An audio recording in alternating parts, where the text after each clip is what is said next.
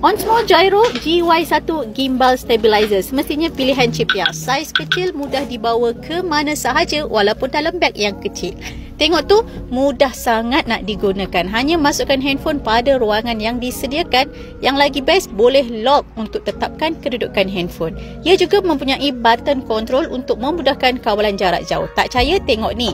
Dia boleh selaraskan kepanjangan sehingga 4 kali dan kita boleh guna sebagai selfie stick.